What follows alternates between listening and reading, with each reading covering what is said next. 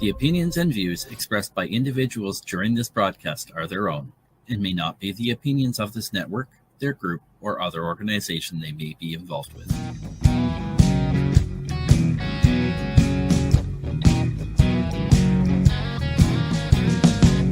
I'm looking at myself, reflections of my mind. It's just the kind of day to leave myself behind. So gently swaying through the fairyland of love.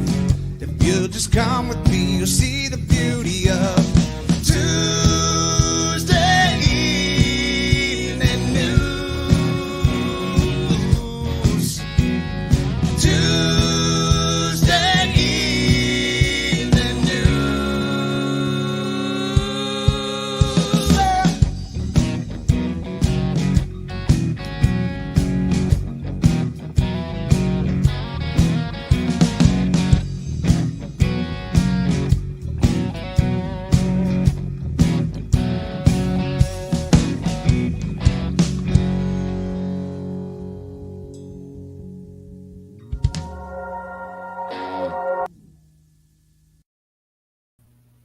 Hello, everyone, and welcome to the Psychedelic Reporters for this Tuesday, December 30th, episode 128, here on NOK Network, the video news podcast focused on psychedelic medicine being reported in mainstream media. Shout out to the guys in Ted Ringer from Kirkland Lake, Ontario for the awesome intro track originally recorded by the Moody Blues with some customized changes for our show. I am joined by my amazing joint host, Sarah Simpson, along with the one and only Bufo Alverius, who is choosing all of our stories for us. Hello, Sarah. Well, hello, hobbies, and hello, everyone. I'd like to take a minute to introduce Bufo. He's our Sonoran desert toad, or Colorado mud toad. Did you know he emits DMT from his skin? And while that sounds like fun, park rangers would like to remind everyone, please don't lick that toad. No. No toad licking, people. How's your week been, Mr. Hobby?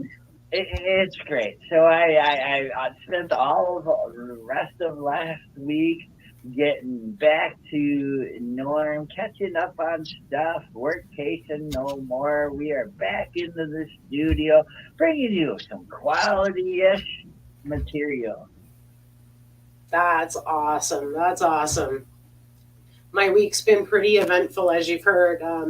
I've been camping this past week in my yard because there's a apparent thief in my neighborhood who thought it was a good idea to come and take my cannabis plant. So I've been having a little bit of camping time in my yard, and it's been fantastic. And so far, I have 3 surviving plants. So fingers crossed, we bring them to total maturity in safe fashion. Oh, fingers crossed. Man, that's one thing I can't take is scammers that are after you for your dope and your fun and your connections. And then also the assholes that go after your plants. I mean, just two weaselish moves that it's not like coexisting with someone in a non-confrontational way, man. And right. I mean, had they approached me and said, hey, man, I really need some cannabis, do you need some help trimming? I'll work for weed. You know what I mean? I would have gladly helped them out or sent them to somebody who, is patience over profit or, something. But you don't need to steal somebody's plant. It's just not necessary. Not in today's day and age. I mean, cannabis is everywhere. You can go buy it all over the place, including the res. You don't need to steal my plant. Right. Well, and it's usually out of a shitty action. It's usually, I don't know, man. It's I would hate to spend time rationalizing why someone's a dipshit. But at the same time, just something in their head it might not be wiring, right? And that's the day and age where we're at. And that brings us to our first article that from Okay, here it is. From nature.com. Psychedelics and schizophrenia, a double-edged sword. I'm not saying your thief has schizophrenia, but I'm just trying to lead us into the next article. Right. Yeah, so this article comes from nature.com, and it was published this year, September 23rd. I believe the author is Jacob Sabiza and Francesca Martini and Marta Bozia. So psychedelics have shown promising effects in several psychiatric diseases as demonstrated by multiple clinical trials.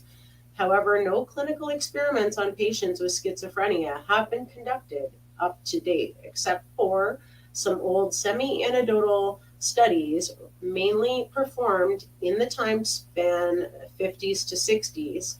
Notably, these studies reported interesting findings, particularly on the improvement of negative symptoms and social cognition. With no doubts, the lack of modern clinical studies is due to the psychomimetic properties of psychedelics, a noteworthy downside that could worsen possible symptoms. However, a rapidly increasing body of evidence has suggested that the mechanism of action of such compounds partially overlaps with the pathogenic underpinnings of schizophrenia, but in an opposite way. These findings suggest that despite being a controversial issue, the use of psychedelics in the treatment of schizophrenia would be based on a strong biological rationale. Therefore, the aim of our prospective paper is to provide a background on the old experiments with psychedelics performed on patients with schizophrenia, interpreting them into the light of recent molecular findings on their ability to induce neuroplasticity and modulate connectivity, the immune and TAAR systems, neurotransmitters, and neurotropic factors.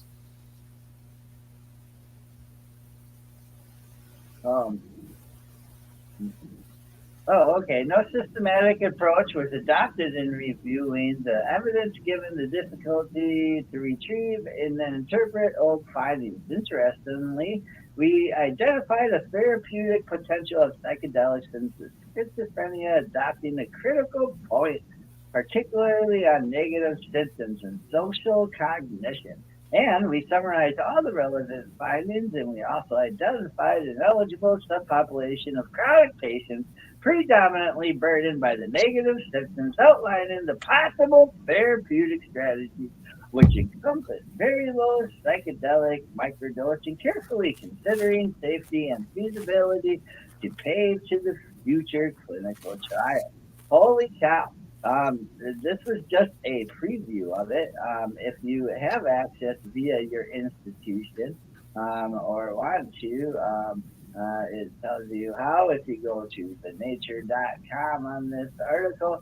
But what a great article, man.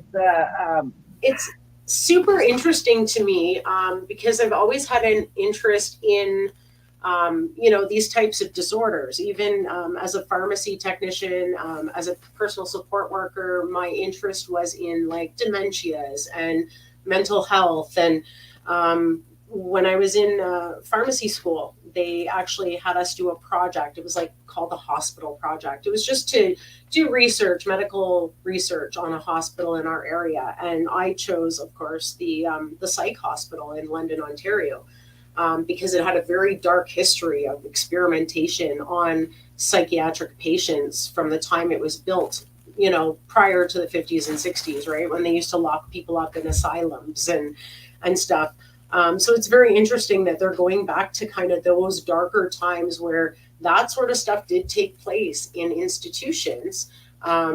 But they're talking about psychedelics rather than, electric shock therapies and stuff that was also used in that time to treat the same types of conditions.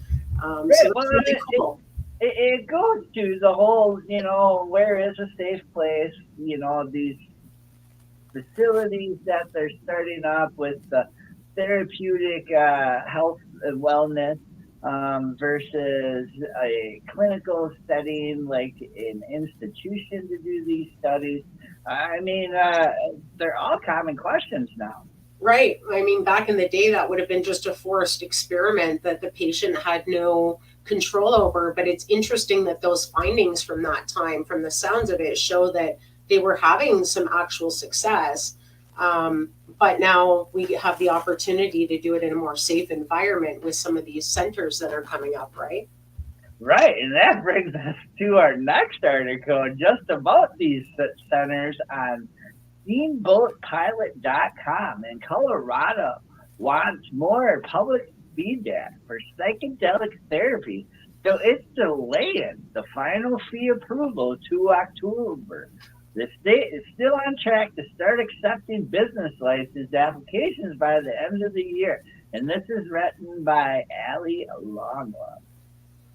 Yeah, so Colorado is making its way through the final regulatory hurdles to launch psychedelic assisted therapy in 2025. This week, a final decision on the fees for healing centers, cultivators, and manufacturers was pushed back to allow more time for the public to weigh in. After Colorado's Department of Regulatory Agencies and Departments of Revenue finalized rules around training, licensing procedures, the final step to launch the voter-initiated psilocybin program will be setting these business license fees. The Department of Revenue's Natural Medicine Division must have all the fees finalized in place before December 31st, when it will begin accepting business applications. The rules were scheduled to be finalized during a rulemaking hearing on Monday, but following comments received before the hearing, the division decided to continue the hearing until October.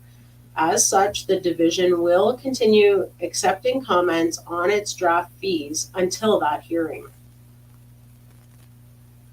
Oh, hold on, I was scrolling. I was trying to bring back up my lines for break time. We think it's important that everyone have clarity around what is going to be going before state licensing authority before it considers the full record for rule adoption, said Dominique Mendiola, the division senior director.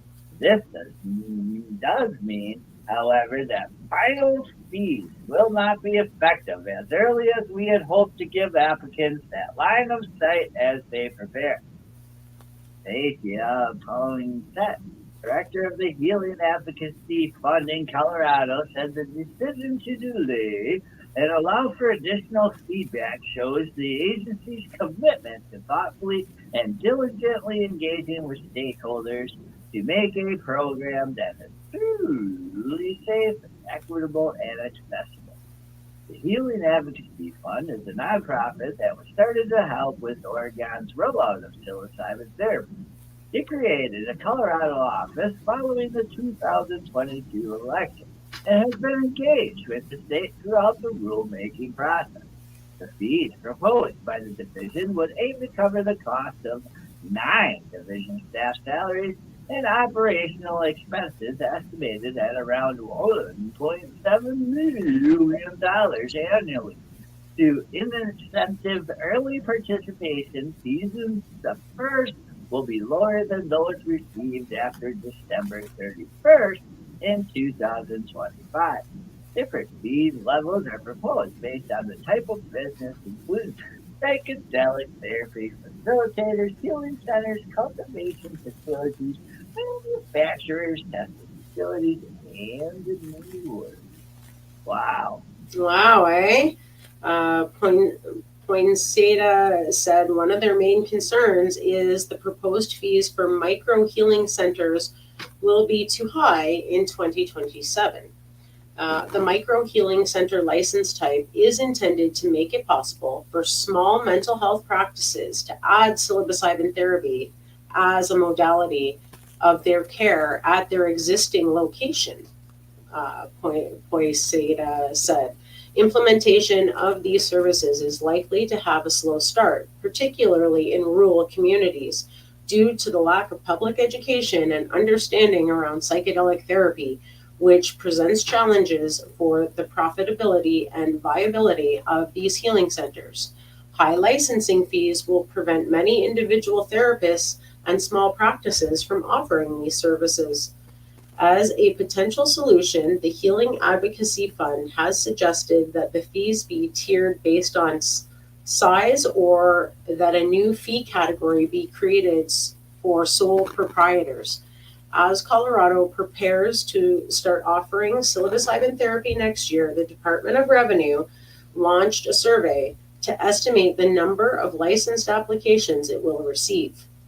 As of Monday, it had received 117 responses. Of these responses, 22 expressed interest in obtaining a healing center license, 70 in a micro healing center license, 49 in a cultivation license, and 34 in products manufacturing license, and 4 in testing facility license. Wow, that's interesting. Yeah, wow. While these numbers provide a baseline for the state, Poinsett said she believes there will be fewer cultivation and manufacturing applications than what the State Department is anticipating. The scale of cultivation for this program is quite smaller because the therapy model focuses on a small number of moderate to high dose sessions with supportive care. Many people experience significant relief from just 1 or 2 sessions, she added. The bulk of the program is focused on the provision of support services surrounding the psychedelic experience. So we expect to see significantly more healing centers than cultivators or manufacturers across the state, contrary to the Department of Revenue's prediction. The State Department is expected to set the final hearing date in October by the end of this week. Wow, eh? Again, I agree. I mean, if you set those licensing fees too high, that's taking a whole category of potential healing people right out of the game. And then you're looking at these bigger centers who can handle more clients, trying to profit more, but it's not necessarily accessible to the patient because maybe their fee guide is too high for the treatment, right? Oh yeah, no, I agree. Man, not everybody has that startup cost, and yeah, they're a mom and pop shop. They're not looking at like holding like let's per se like if I was smart in the mycology section, I don't have the startup cost to start up $1 million facility so I can grow mushrooms in an acclimated climate control area. Right. To provide medicine to patients, right? Or even like a business of making capsules or any sort of realm in that area to provide the psilocybin, whether it be in edible form versus having to chew those mushrooms or whatever. Those are all licenses, and again, high overhead, right? To have a facility when you don't necessarily have the patient base. And even as a therapist, if you're just an individual without a huge practice of practitioners, again, it would be hard to facilitate that and make it affordable, right? Yep. And couches, all the beautiful things, the sensory lights that trip sitters now use and stuff. Right. And again, as a single practitioner, I mean, you're looking at probably a 5 or 6 hour session. That how many people can you see in that time? Versus 2 a day. Yeah, 2 a day if you put in a 12-hour shift. Yeah, right.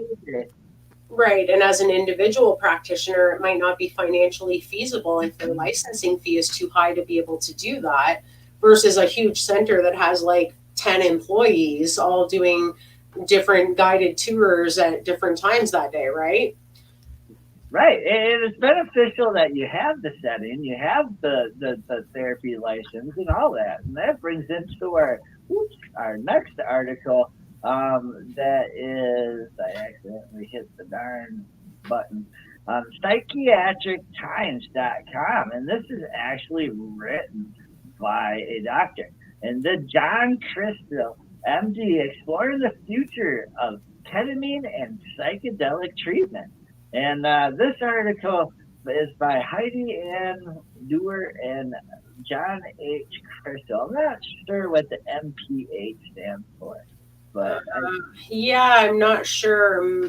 I don't know what that is. MD is medical doctor, but right, master, maybe a master in psychedelic health, or master PA, like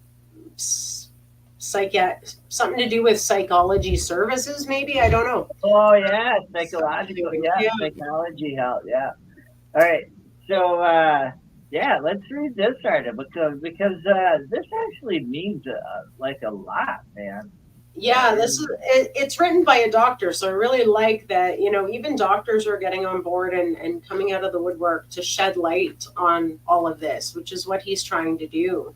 John Crystal explores the future of ketamine and psychedelics in psychiatry, shedding light on their potential to improve patient care by increasing options and treatment options. It's been a roller coaster of a year for psychedelics in psychiatry. On the one hand, there have been safety and efficacy studies promising a brave new world of psychopharmacological options for patients with major depressive disorder, post-traumatic stress disorder, generalized anxiety disorder, and psychiatric disorders.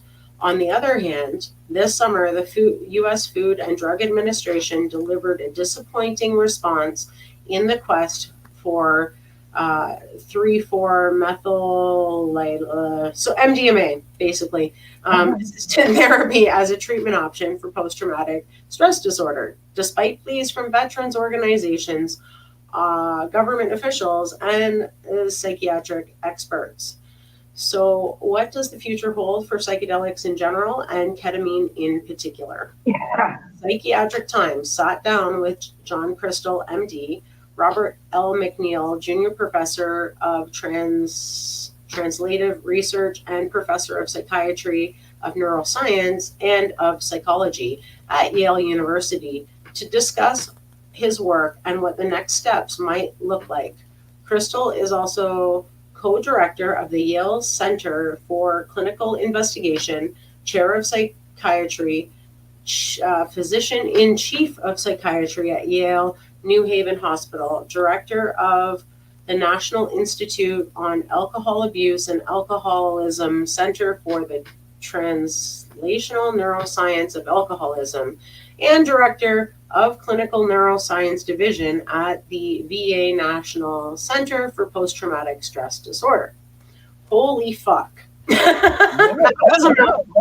guy, I kind of peeked at the article that Bufo chose, and man, this is a great article, man. It gives an insight that you did not think a doctor would have towards psychedelics.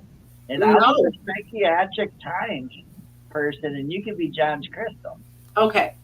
All right. So, what drew you to study psychedelics as potential treatment for psychiatric disorders?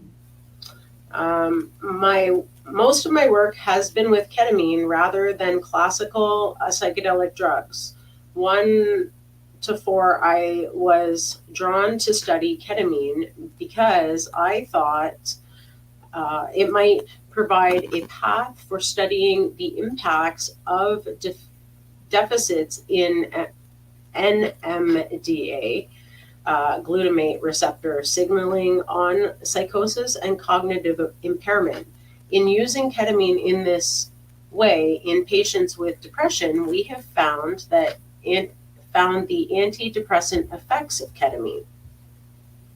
Wow. So can you share about the work you are undertaking to better understand the potential of ketamine and other psychedelics in treatment of psychiatric disorders?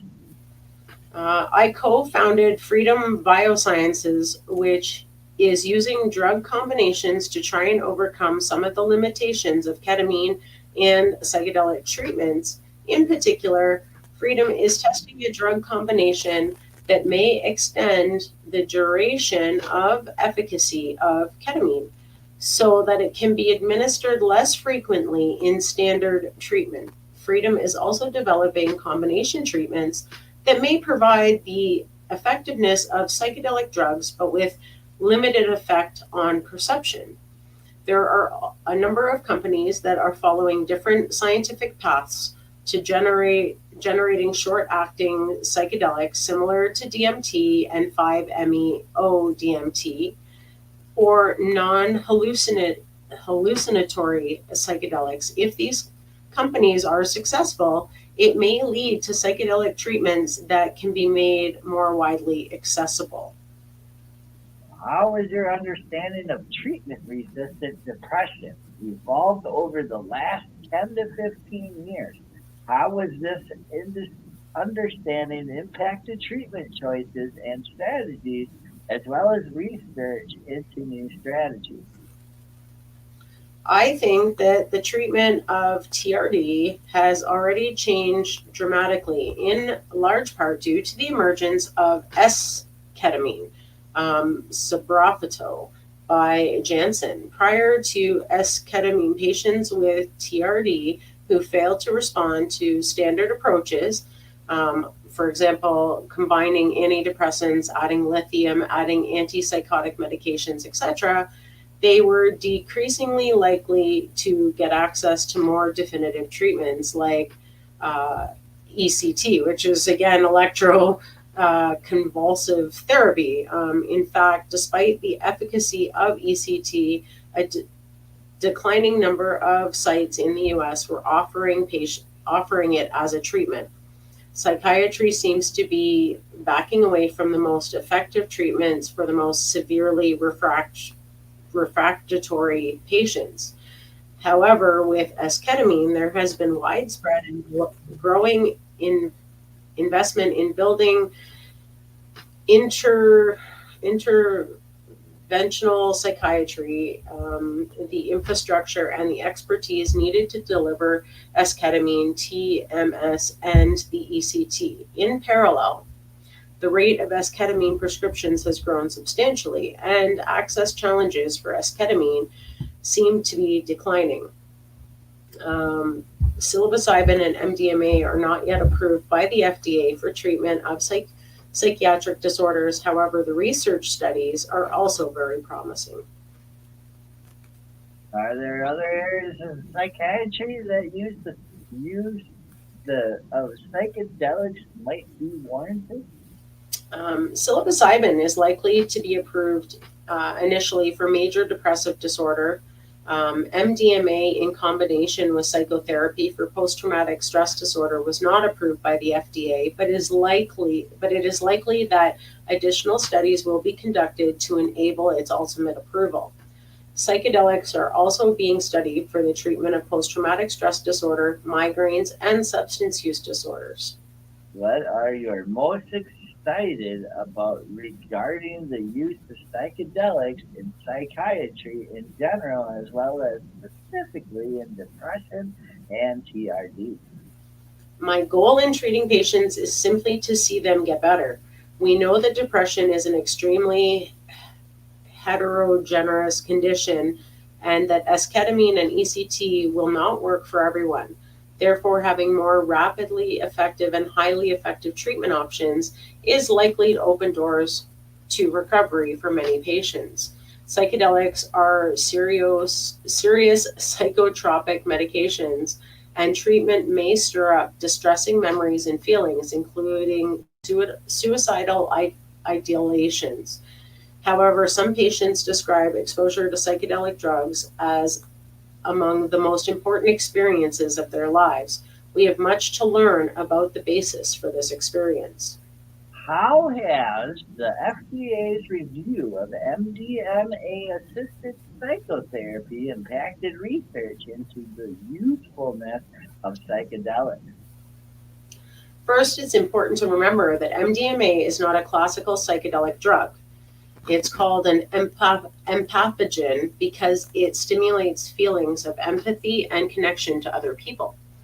Classical psychedelics like psilocybin produce hallucinatory and other experiences by stimulating the serotonin 2A receptor. MDMA is an amphetamine derivative that we believe works primarily like other amphetamine molecules by causing the release of monoamine neurotransmitters. I know that many people were discouraged by the ICER report, which raised many questions about the MDMA trials prior to the FDA advisory panel review. Many of the issues raised in this report came up again in the FDA advisory panel discussion. The bottom line is we need more data to be confident about the balance of risks and benefits offered by MDMA in combination with therapy. This was clearly a setback for Lykos and for advocates of MDMA. But having more data will teach us more about MDMA, and this may be a good thing in the long run.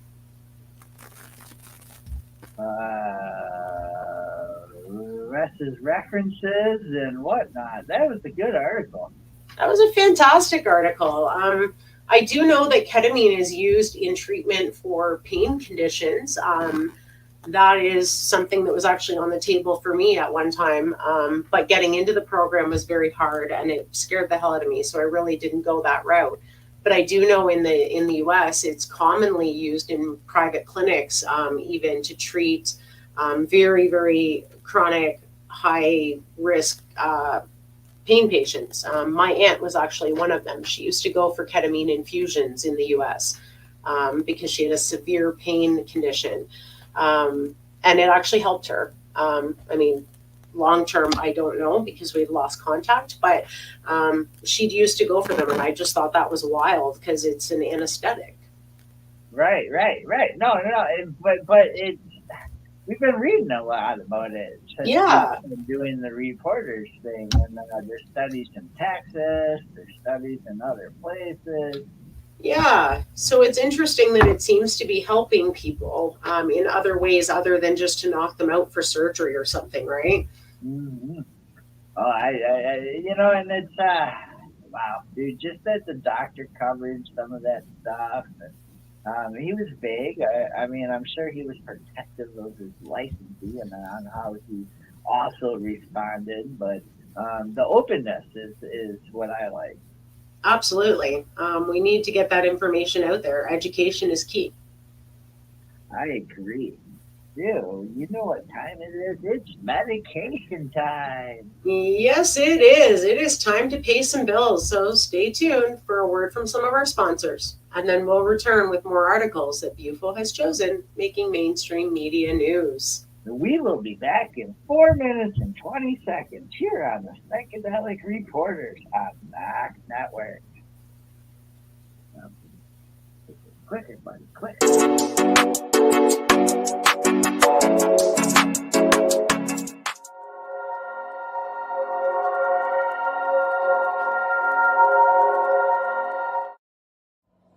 Hey, hi, my name is John Mark, aka Sublimator Warrior, and I would like to welcome you to Smoke Signal in Tyndinaga. One dab make your whole dome drip sweat. One dab make the homies all dip set. One dab, only really need one dab. One dab. Smoke Signal is a medical dispensary where you can get all your products and needs. Vaping a whole bunch. Might just start laying up the blunts. God. Ooey, ooey, gooey, that's a sticky dab. Sticky dab. Might just have to put this one on Instagram. Go and hold it in, feel it in your ribs. So come and check us out in Tyndinaga. 55 Highway 49 in Tyndinaga. It's on the res, and we're open from 10 a.m. to 8 p.m. 7 days a week.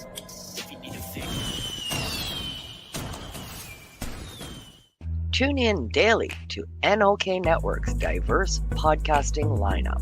Ganja News Update, Mondays at 8 p.m. Eastern with Tara Simpson and Ron McNabb.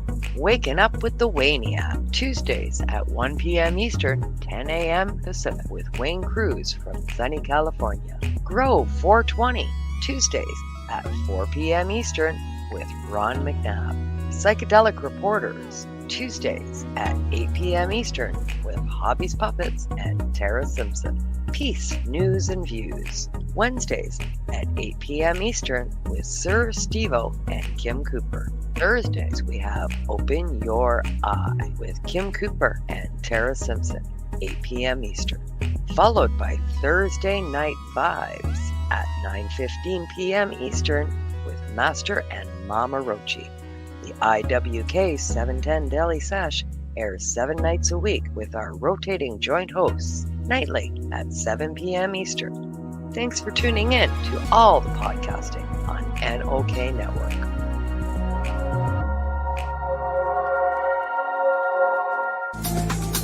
Are you a Northern Ontario resident searching for credible information on cannabis as a medicine?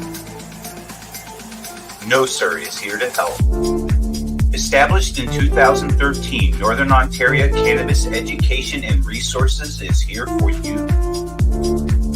No Sir Director Kim Cooper brings you 45 plus years experience utilizing cannabis as a medicine, and she is spreading that education across the North. Activism, referrals, resources, and more at No Sir. Don't be a jackass. Say no, sir, to propaganda with No Sir.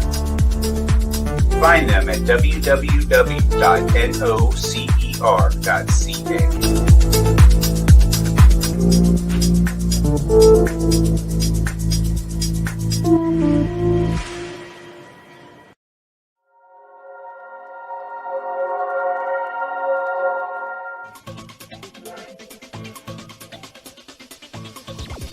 Advertising space available at NOK. Contact us for a rate sheet at NOKNetwork.com.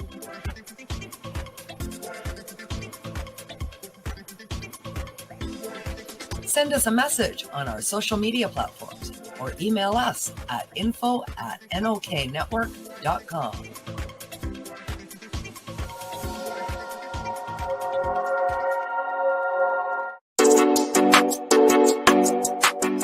Hey, dudes and dudettes. Enjoy the show, man. And we're back from our medication session live here on Psychedelic Reporters on NOK Network. Yeah, and we have another set of stories coming at you from the realm of psychedelic medicine. So let's get at it. I didn't press the last thing. Okay, here it is. And geez, so our next article comes from lucid.news, and it is Mindstate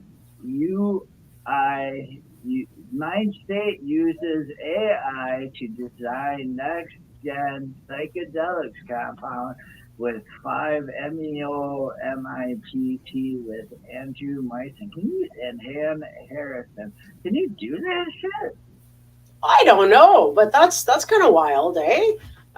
So this article starts with Mindstate Design Labs says it has received approval from both the FDA and its European equivalent, the European Medicines Agency, for a phase 1 clinical trial on the psychedelic compound MSD-001 in human subjects.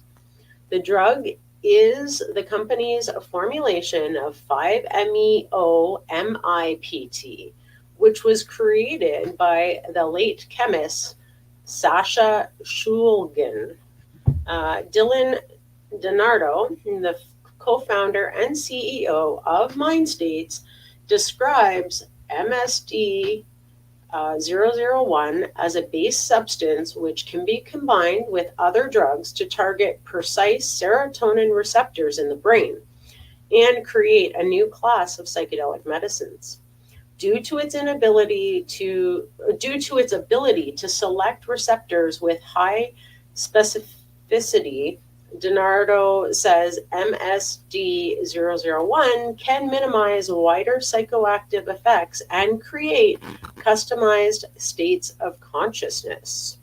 Our first line of psychotropic effects is built on the single base formula of Shulgin's psychedelic 5-MeO-MIPT, commonly called Moxie, a psychedelic tofu, wrote DiNardo in an announcement on X.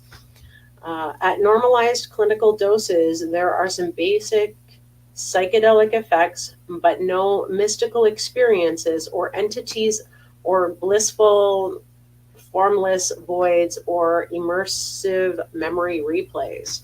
5-MeO-MIPT is a blank canvas on which to paint infinite possibilities. Wow. Wow. According to DiNardo, MindState is using AI tools to develop combinations of known drugs that reach specific areas of the brain combined with 5-MeO-MIPT, which engages the serotonergic pathways. He says that this approach will allow the company's scientists to design compounds that generate precise moods, cognitions, and perceptions and produce a new class of psychedelic medicines that are selective and designable.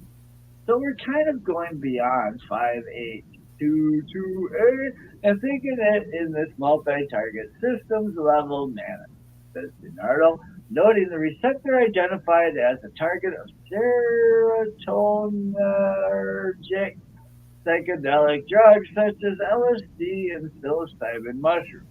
This isn't just one drug that we're going to develop as a mental health therapeutic. This is the base component for a long range of drugs we are designing to induce different states of consciousness. In its approach to drug and development, MindState is responding to challenges encountered by the researchers who study psychedelics for the therapeutic outcomes and often find that psychedelic experiences are highly variable. MindState is exploring if there is a way to generate states associated with positive outcomes such as mystical experiences more reliably through drug design. Wow. Yeah. MindState publicly launched in January of 22 and raised $11.5 million for psychedelic research and drug development from a collection of investors, including Y Combinator, Nijev Capital, Day One Ventures, Initialized, Max Hudak, and one of the co-founders of Neuralink, Instacart founder of Apourvia Meta, and the founders of OpenAI. The company has attracted seasoned pharma professionals. Dr. David Hugh, a board member of MindState, was vice president of research and development at J&J Initiative Medicine, where he led the Pravo-esketamine nasal spray program. Dr. Hugh recently became chief medical officer of Lykos Therapeutics after the company's unsuccessful effort to gain FDA approval for MDMA-assisted therapy for post-traumatic stress disorder, combining drugs to create a therapeutic match. MindState refers to 5-MeO-MIPT as a psychedelic primer for the non-psychedelic combination substances as probes. Reflecting on why MindState is attempting to create precise design states of consciousness, DiNardo notes that while psychedelics can be highly effective therapies, they can also produce unexpected experiences. They're unpredictable, they're unreliable, they're scary, said DiNardo. We're basically saying, hey, here's some psilocybin. Here are the contents of your subconscious. Good luck, right? But instead, we can say you're going to experience XYZ, and that the effect profile is the optimized effect profile for your specific cluster of symptoms in your specific diagnosis. We're not just doing a flip the coin and saying good luck. we are to a very high degree guaranteeing you a specific set of subjective effects. Interesting. It is interesting, man. This is a great article. Leonardo emphasizes that mind state is not seeking the synergy between drugs. It is taking an antidepressant like Lexapro and adding a psychedelic to improve its effectiveness. Instead, the company's scientists are combining 5-MeO-MIPC with an already approved generic or new drug that has new psychedelic effect on its own, such as a heart disease medication, to selectively target and change the receptors in the brain that psychedelic acts on to create a unique altered state of consciousness. Leonardo observes that current development of new psychedelic compounds tends to tweak existing drugs or create analogs that modify the experience, such as lowering the duration of the trip or removing the hallucinogenic effect. He says MindState seeks to go beyond this by targeting areas of the brain no other psychedelic has access, creating as of yet unseen consciousness altering experiences and developing medicines for disease indications that psychedelics are not yet addressing. According to Leonardo, MindState is generating mechanistic insights into the biological basis of different psychedelic effects. He believes that this will allow the company's products to produce valued altered states that already exist but can't be reliably induced or yet unseen psychoactive effects, which may help and indications that psychedelics are not yet addressing. Wow. Yeah. While classic psychedelics such as LSD, DMT, MDMA, psilocybin, and others collectively target 30 to 50 sites in the brain, Donardo says his team is casting a wider net by focusing on roughly 300 potential sites that drug combinations could act on. He says this allows them to design new experiences in consciousness that are targeted to a therapeutic outcome rather than just accepting whatever effects happen to come from the drug, like nature or the vicissitudes of history gave us, like LSD and psilocybin and so forth.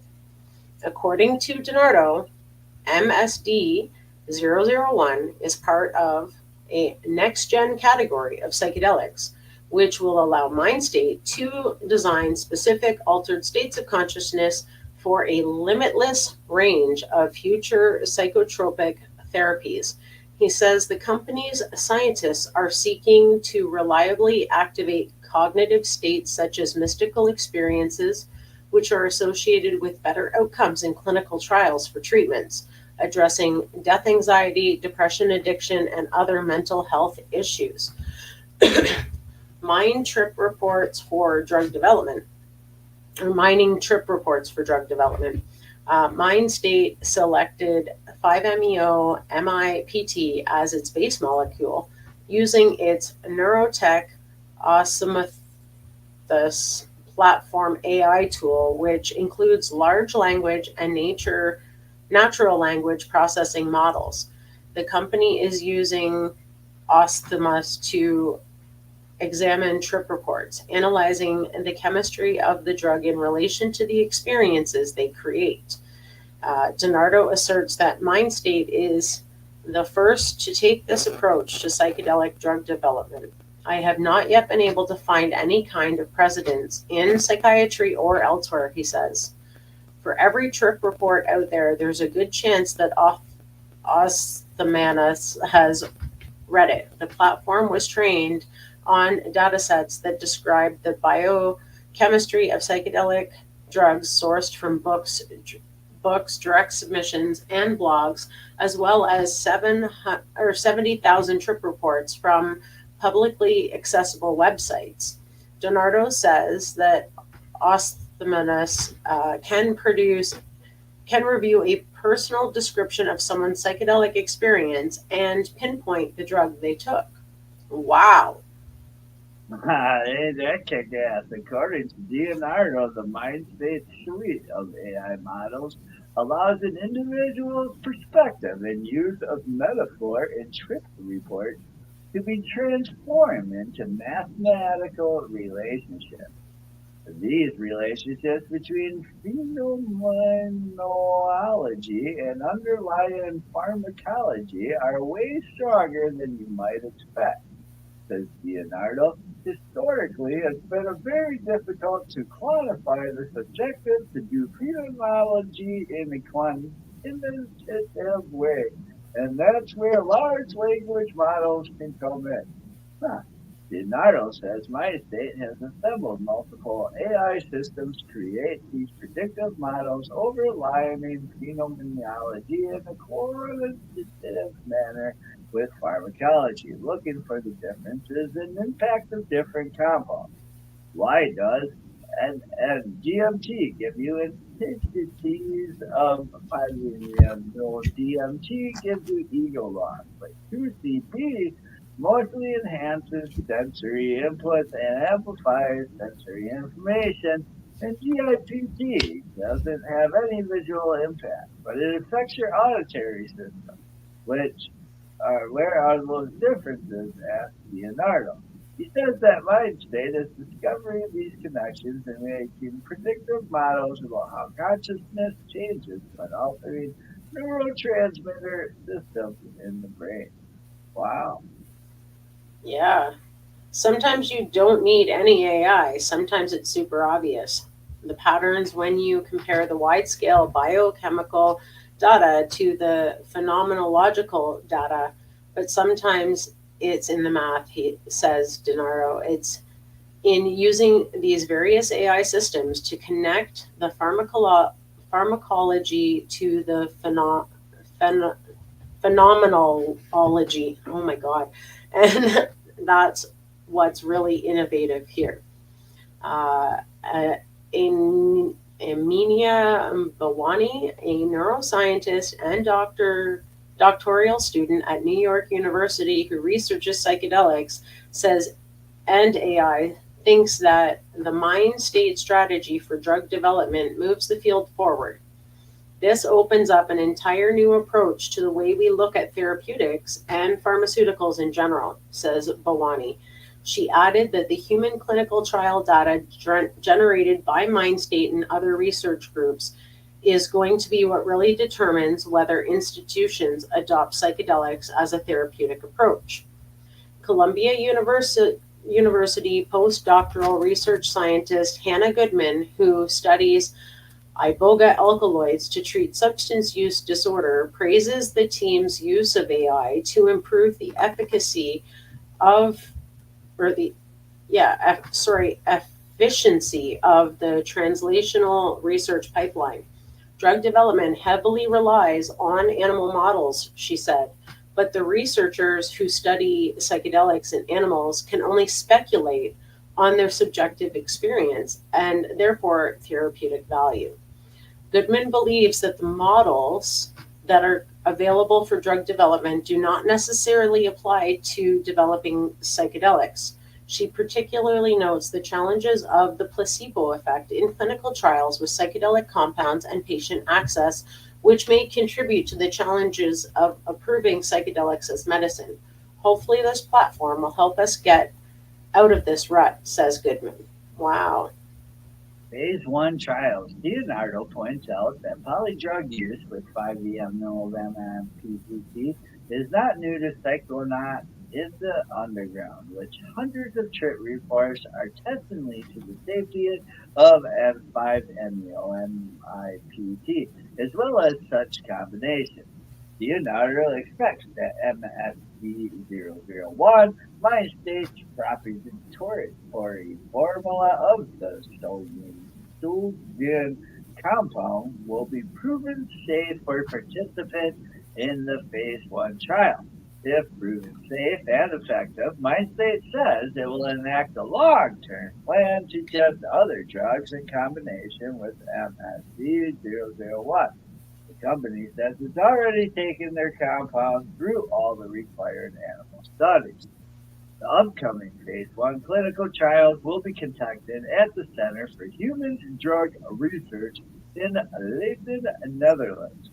The research will result 52 healthy participants in a double-blind, placebo-controlled study focusing on the safety, tolerability, pharmacokinetics, and pharmacodynamics MNSD001. According to the company, advanced diagnostic tools such as QEEG and fMRI will be utilized to further understand the neural impacts of the drug. Simultaneous FDA approval for phase 1 clinical trials in the U.S. lays further groundwork for Mindstate to expand their research, examining the drug combinations by pairing MNSD001 with medications that are already approved to speed up the process of polydrug research for human subjects. Leonardo says the Mindstate's goals are to expand multiple clinical sites with numerous combinations of MSD001 and other compounds. Leonardo believes that the company's use of the AI platform and MSD001 as a base component will improve the efficacy and safety of psychedelic therapy. It changes our abilities to democratize access to psychedelics in a way that is safer, more effective, just more accessible for people, says Leonardo. He believes that the new possible states of consciousness could expand exponentially through the Mindstate polydrug approach. This thing we think of as the world of psychedelics, says Leonardo, is probably only the tip of the iceberg. Huh. Interesting, eh? I don't know what this is. I got so many thoughts on this. Absolutely. How are they able to know that they're accessing that many sites in the brain? Like, that's one of my questions. Like, how do they know this? Are they hooking people up to brain scans while they're doing all of this stuff with this new drug? It's really wild. Really wild. It is really wild. I'm impressed of the wildness. Do you think we got time for the next one? It's a little bit of a longer one, but I think that we can probably squeeze it in and then save the other one for next week. Okay. All right. Yeah. All right. Let's bring that one up. And this is a good read. This is psilocybin shows greater long-term benefit. It's taken from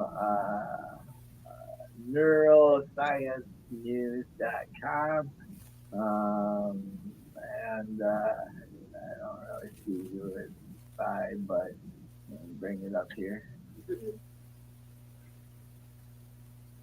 There it is. All right. Yeah, so this is a really interesting article because I know people who actually take this medication they're going to talk about in the article. So it's a summary, a study comparing psilocybin to the SSRI escitalopram found both drugs improve depressive symptoms similarly over 6 months, but psilocybin offered additional psychosocial benefits. Patients taking psilocybin reported a greater sense of meaning, psychological connectiveness, and improved social functioning. These results suggest psilocybin could provide a more holistic treatment option for depression, addressing both symptoms and overall well-being. While promising, psilocybin remains experimental and only administered in controlled environments. So the key facts of this were psilocybin and SSRIs both reduced depressive symptoms over 6 months. Psilocybin improved meaning in life, psychological connectiveness, and social functioning. and psilocybin is still experimental. And the source for this was the European College of Neuropsychopharmacology. A direct comparison between the experimental psychedelic drug psilocybin and a standard SSRI antidepressant showed similar improvement of depressive symptoms, but that psilocybin offered additional long-term benefits. The comparison between psilocybin, the active ingredient in magic mushrooms, and the SSRI escitalopram gave similar long-term improvements in depressive symptoms over a 6-month period. However, patients taking psilocybin also reported better psychosocial functioning, including experiencing a greater sense of meaning in life and psychological connectiveness. The work is presented for the first time at the ECNP Congress in Milan. A related paper will appear in the journal eClinical Medicine to coincide with the conference's presentation. Lead researcher, Mr. Tommaso Barbara, PhD candidate from the Imperial College London, said this is the first work to compare the long-term effects of these two drugs in a context of overall well-being, not just the freedom from depression. In previous work, we had found that both treatments led to comparable symptoms or comparable improvement in alleviating symptoms such as depression at the 6-week mark, such as sadness and negative emotion. However, this work shows that psilocybin outperformed escitalopram in several measures of well-being, meaning in life, work, and social functioning. These results appeared to be maintained over a 6-month follow-up period. In addition, a previous work found that psilocybin also improved sexual drive in contrast to SSRI, which tends to lower libido in many patients. So overall, psilocybin might give additional positive mental health benefits. SSRI drugs, selective serotonin reuptake inhibitors such as Prozac, Paxil, Zoloft, are one of the main types of drugs used to treat depression.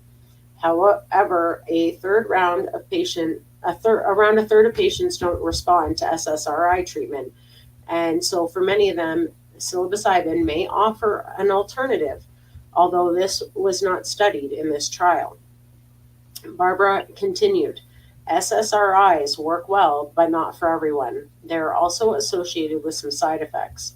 However, this work implies that psilocybin generally seems to offer a real alternative and perhaps additional benefits to people who are worried about taking conventional antidepressants. Wow.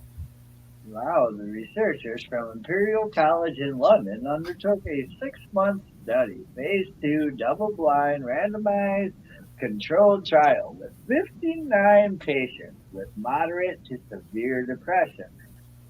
30 were treated with a single dose of psilocybin. 29 patients were given a 6-week course of the escitalopram.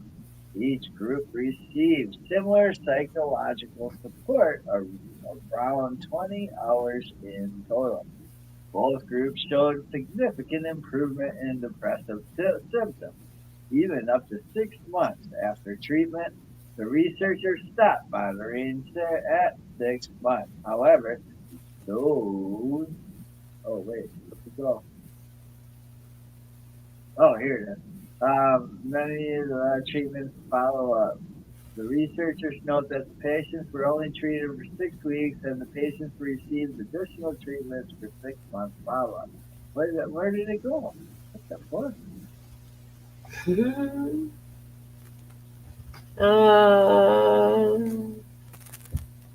So both groups showed significant improvement in depressive symptoms even up to 6 months after the treatment, and the researchers stopped monitoring at 6 months.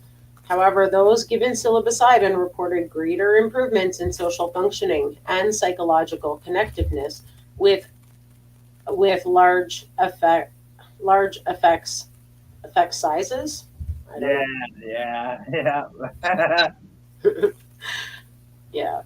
Co-first author, Dr. David Irvitizo, clinical director and deputy head of the Center for Psychedelic Research, Imperial College London, commented, "This is important because improving connectedness and having greater meaning in life can significantly enhance a person's quality of life and long-term mental health. The study suggests that psilocybin therapy might be a more holistic treatment option for depression, addressing both the symptoms of depression and overall well-being. This could make a substantial difference in the overall happiness and daily activities of those suffering from depression, providing a more joined-up approach to mental health treatment." The researchers note that the patients were only treated for 6 weeks and that many of the patients received additional treatment over a 6-month follow-up. Dr. Erdo cautioned psilocybin is still an experimental drug. It's not been yet approved for general use. It's administered in highly controlled and protected environments. These precautions are not found in recreational psychedelic use, which is known for having unpredictable and intentionally harmful effects, especially for vulnerable people struggling with mental health issues. Wow. Commenting, Johan Lundberg, adjunct professor of psychiatry at the Department of Clinical Neuroscience, Karolinska Institute, Stockholm, was not involved in this work, said, "The report is an important attempt to compare the clinical value of psilocybin compared to the state-of-the-art treatment of major depressive disorder. The results come with several caveats, including the lack of non-inferiority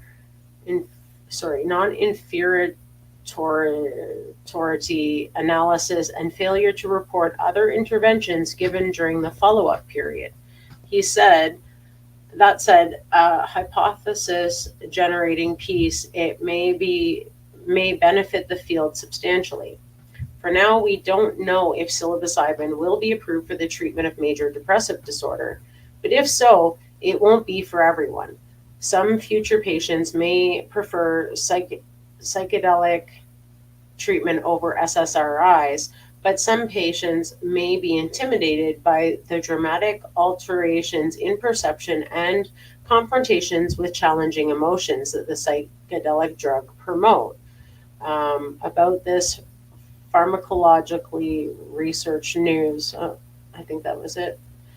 So, yeah, it looks like, there's pros and cons, they're saying, but to me, part of healing your post-traumatic stress or your depression issues is dealing with what got you there in the first place. And as we know, psilocybin will show you what you need to see, not necessarily what you want to see. So if you really truly want to heal, listening to some of the things that might bring up negative emotions in your journey, maybe what got you there in the first place, and trying to work through that and integrate through that and figure out what that means and how to let it go is all part of the healing process, right? Oh yeah. And we'll talk about integration next week in our first article. Yeah, I'm really looking forward to that. Wow, that brings us to the end. Thank you for joining us here on Psychedelic Reporters on NOK Network, and for tuning in to our video podcast on NOK Network, Rumble, and YouTube pages, as well as our social media site.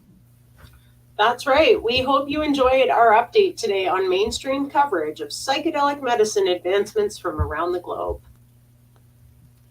Many thanks to our sponsors and to my joint host, Tara Simpson, and to Bufo Alverius for choosing the story, and to you, our listeners, for joining each week on Psychedelic Tuesday.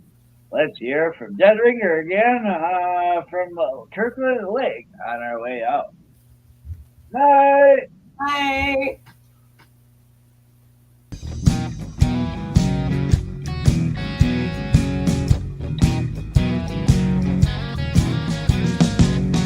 Looking at myself, reflections of my mind. It's just the kind of day to leave myself behind. So gently swaying through the fairyland of love. If you'll just come with me, you'll see the beauty of